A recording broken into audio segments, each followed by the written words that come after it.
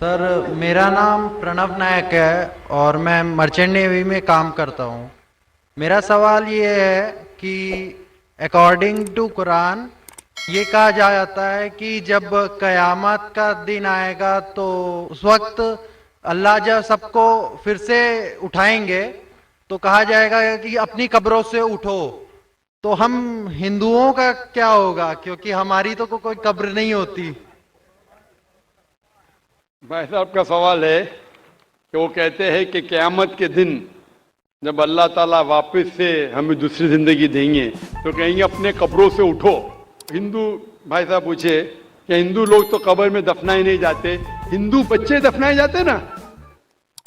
ہندو بچے، ہندو مذہب میں چھوٹا بچہ ہے اس کو جلایا نہیں جاتا، اس کو دفنایا جاتا ہے۔ پھر بھی کئی مسلمان ہیں جو ڈوب کے مرتے، جو جل کے مرتے، ان کو بھی دفنایا نہیں جاتا ہے، جن کی ہمیں ملتی نہیں۔ یہ جب اللہ تعالیٰ کہیں گے کہ پھر سے ہم زندگی دیں گے، ضرور نہیں کہ آپ قبر میں سے لے آ جائیں گے۔ جو بھی انسان مر چکا ہے اس کے نئی زندگی دی جائیں گے۔ قرآن مجید میں اللہ تعالیٰ فرماتا ہے کہ اللہ اس میں جان ڈالیں گے، پھر موت دیں گے، پھر سے جان ڈالیں گے۔ تو اللہ جان ڈالیں گا، چاہے وہ قبر میں ہے، چاہے جلایا گیا ہے، چاہے ڈوب گیا ہے، جو بھی حالت میں ہے اللہ اس انسان میں پھر سے جان ڈالیں گے۔ اور اللہ تعالیٰ کو جان ڈالنا بہت آسان ہے، چاہے آپ دفنائے گئے ہیں یا چاہے جلا دیے گئے۔ اللہ تعالیٰ فرماتے جب غیر مسلم کے اعتراض کرتے اللہ سے اور اللہ سے پوچھتے ہیں کہ جب آپ دفنائے جائیں گے اور قیامت کے روز جب انسان اٹھائے جائیں گے تو اللہ تعالیٰ ان کو ہڈیاں کو کیسے جوڑیں گا؟ جیسے آپ پوچھ رہے ہیں نا، اللہ تعالیٰ جو قبر میں ان کو اٹھائیں گا، ہم قبر تو نہیں گئے، تو لوگ پوچھتے ہیں، قرآن مجید میں اس کا ذکر ہے سورہ قیام میں، سورہ نمبر 75 آیت نمبر 3-4 میں، کہ اللہ تعالیٰ ہڈیاں کو کیسے جوڑیں گا؟ تو اللہ تعالیٰ فرماتے ہیں اللہ ہڈیاں کو ہی نہیں جوڑ سکتا ہے، آپ کے انگلیوں کے پور پور کو جوڑ سکتا ہے۔ انگلیوں کے پور پور۔ آپ سوچتے ہیں اللہ تعالیٰ کیوں کہتا ہے کیا انگلیوں کے پور پور کو جوڑ سکتا ہے؟ آج کی سائنس یہ کہتی ہے، سر فرانسس گولڈن ایک سائنٹسٹ ہے جو سن 1880 میں ایک ڈسکوری کیے کہ فنگر پرنٹنگ میتھڈ کہ دو انسان کروڑوں لوگوں میں بھی ان کے فنگر پرنٹ یکساں نہیں ہو سکتے۔ تو اللہ تعالیٰ فرماتے ہڈیوں کو تو چھوڑو، میں آپ کے انگلیوں کے پور پور کو اکٹھا کر سکتا ہوں اور ہو بہو ویسے پیدا کر سکتا ہوں۔ تو اللہ کے لیے پھر سے جان ڈالنا بہت آسان ہے، چاہے وہ انسان دفنایا گیا ہے یا جلایا دیا گیا ہے یا ڈوب کے مرا ہے۔ اللہ کو پھر سے جان ڈالنے میں، چاہے وہ مسلمان مرا یا ہندو مرا یا عیسائی مرا، اللہ کو جان ڈالنے میں بہت آسان ہے، کن فیکن۔ اور پھر سے ہمیں نئی زندگی دی جائیں گی اور پھر حساب کتاب کیا جائے گا۔ اور حساب کتاب میں اگر آپ اللہ کے احکامات پہ عمل کیے تو انشاءاللہ آپ جنت میں جائیں گے، اس دنیا کے امتحان میں سفلتا پائیں گے۔ لیکن اگر ان کے احکامات پہ آپ نے نہیں چلے، ان کے مطابق نئی زندگی بسر کرے تو آپ اس زندگی میں سفلتا نہیں پائیں گے۔ Hope answer the question. Number 3 سے میں کوئی غیر مسلم بھائی ہوں؟ بیکسن جارج، اور میں اسٹوڈنٹ ہے۔ سر ایکچولی یہ ریلیجن ہونا ہی نہیں چاہیے میرے خیال سے، تو یا تو بہت سارا وار ہوتا ہے، آپ نے بولا بردرہوڈ ہوتا ہے، تو ایکچولی یہ ریلیجن نہیں رہے گا تو یہ بردرہوڈ ڈیفینیٹلی نہیں رہے گا، ہیومینٹی رہے گا، نہیں تو وار بھی نہیں رہے گا۔ تو ریلیجن ہونا ہی نہیں چاہیے کانسیپٹ۔ ریلیجن کیوں ہوتا ہے؟ کیا آپ ہیلپ کریں گے اس کے لیے؟ بھائی صاحب کا سوال ہے کہ ریلیجن ہونا ہی نہیں چاہیے، یہ مذہب ہونا ہی نہیں چاہیے، یہ مذہب کی وجہ سے وار ہوتا ہے، جھگڑا ہوتا ہے۔ آپ کہتے ہیں بھائی چارہ بڑھتا ہے، وار ہوتا ہے، صرف ہیومینٹی ہونا چاہیے۔ بھائی صاحب نام کے بیکسن جارج۔ کون سے مائکرو فون پہ ہاتھ اوپر کریں گے؟ جارج جارج بولیے سر۔ پیچھے والی مائکرو فون۔ جارج بھائی صاحب سے پوچھوں گا، یہ کہتے کہ مذہب ہونے کی وجہ سے لڑائی ہو رہی۔ بھائی صاحب کیا میں آپ سے لڑ رہا ہوں؟ بھائی صاحب نہیں نہیں کیا میں آپ سے جھگڑ رہا ہوں؟ ہاں کہ نہیں؟ نہیں سر۔ آپ سمجھتے ہیں میں مذہبی ہوں؟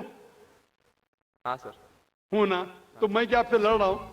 جو صحیح مذہب کو جانتا ہے، سچا مسلمان ہے، وہ عام طور پہ جھگڑا نہیں کرے گا، کیونکہ قرآن مجید کی آیت ہے سورہ مائدہ کی سورہ نمبر 5 آیت نمبر 32 میں لکھا ہے کہ اگر کوئی بھی مسلمان، چاہے مسلم ہو یا غیر مسلم ہو، اگر کسی کا قتل کرتا ہے، چاہے مسلم یا غیر مسلم کا، بنا کوئی وجہ کے، قتل کے بدلے قتل، یا اگر اس نے اس زمین پہ if he has caused corruption in the land.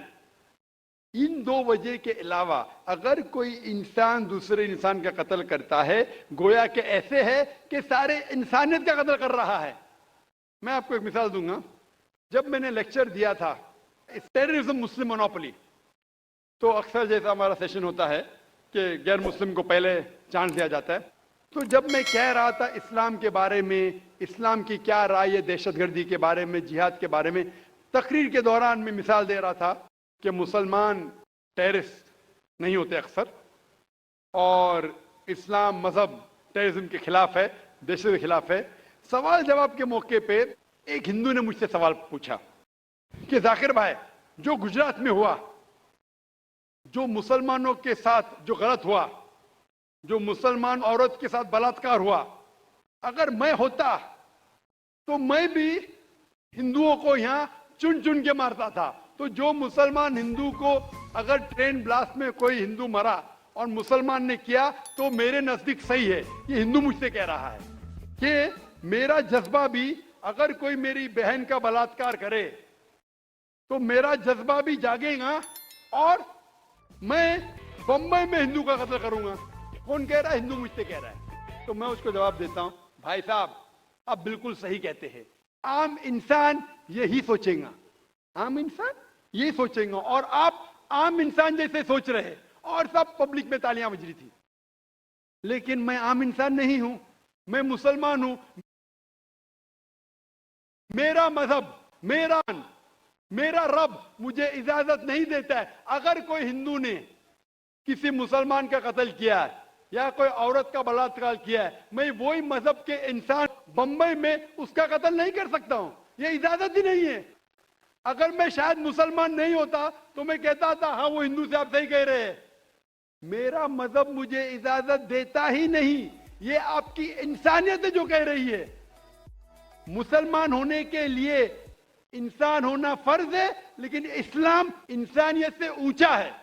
کیونکہ میں مسلم ہوں، کتنا بھی جذبہ مجھ میں ہوگا، لیکن میں میرے رب، میرے خالق، میرے اللہ سبحانہ و تعالیٰ کے حکم کے خلاف نہیں جا سکتا ہوں. جو شخص نے کوئی مسلم عورت کا بلاत्ਕਾਰ کیا اس کو پکڑو اور اس کو پولیس کے حوالے کرو، پکڑ کے سزا دو. لیکن دوسرے انسان کو وہی مذہب کے اگر میں قتل کروں گا، یہ بالکل خلاف ہے. آپ سوچئے، ہندو کے رشتہ دار سوچنے لگیں گے نا یہ کیسا مسلمان، کیسا اسلام مذہب ہے. میرے بھائی نے کیا غلطی کیا تھا کہ اس کا قتل ہوا؟ مذہب نہیں سکھاتا آپس میں بیر رکھنا. ہندی ہے، وطن ہے ہندوستان ہمارا. آپ جو کہہ رہے انسانیت کا سبق جو کہہ رہے آپ، انسانیت اچھی چیز ہے، لیکن اسلام انسانیت سے اوپر ہے. اسلام انسانیت سے اور اونچا ہے.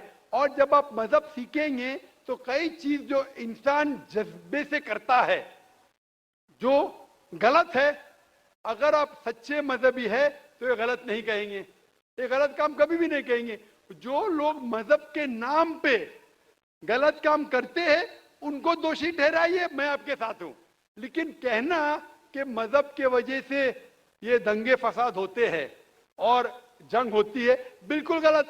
میں پوچھنا چاہتا ہوں، آپ ہسٹری میں پڑھیے اشوکا نے جب لاکھوں لوگ کا قتل کیا، کون سے مذہب کا تھا؟ وہ کون سے مذہب کا تھا؟ اس کا مذہب ہی نہیں تھا. جتنے لوگ اکثر قتل کرتے وہ نام کے لیے ہوں گے، کرسچین یا بدھسٹ یا کوئی مسلم ہوں گا، لیکن وہ مذہب کو فالو ہی نہیں کرتے. آپ تاریخ میں دیکھیے، آپ تاریخ اگر دیکھیں گے، میں پوچھنا چاہتا ہوں کہ جتنے قتل آج ہو رہے ہیں، جتنے قتل آپ دیکھتے ہیں کہ یہ قتل کیوں ہو رہے؟ امریکہ افغانستان پہ حملہ کیوں کیا؟ مذہب کے لیے. کیوں کیا؟ دنیا جانتی ہے، اوپن سیکریٹ، تیل کے لیے. عراق میں گھسی کیوں؟ مذہب کے لیے. کروڑوں کا قتل کیا، کیوں کیا؟ مذہب کے لیے. مذہب کے نام پہ مسلمانوں کو بدنام کیا جا رہا ہے. یہ مذہب ہی ہے. اگر سچا مذہب ہے، صحیح مذہب ہے، تو کبھی بھی نہیں سکھاتا کہ انسانوں میں جھگڑا کرنا. اگر وہ کچھ غلط کام کر رہا ہے، اگر غلط کام کر رہا ہے जो शख्स गलती कर रहा है उसे पकड़ो, उसको सजा दो, मैं बिल्कुल उनके साथ हूं। लेकिन आम इंसानों में झगड़ा करना, फसाद पैदा करना इस्लाम कभी भी नहीं सिखाता। ये इस्लामी मजहब है। इसीलिए इस कॉन्फ्रेंस का उन्वान है इस्लाम द सॉल्यूशन टू ह्यूमैनिटी, इस्लाम इंसानियत का हल। तो जो भी मुश्किलात इंसानियत में हैं आज की तारीख में, इसका हल सिर्फ इस्लाम में ही मिलेगा। आप मुझे बताओ कुरान की कौन सी आयत कहती है कि बिना वजह किसी इंसान का कत्ल करना चाहिए? आप कुरान का हवाला दो, मैं आपकी बात को मान लूंगा। आप सिर्फ मीडिया के जरिए जो मीडिया गलतफहमी फैला रही है इस्लाम के खिलाफ, उसकी बुनियाद पे कहने लगेंगे कि मजहब के वजह से ये दंगे फसाद होते हैं या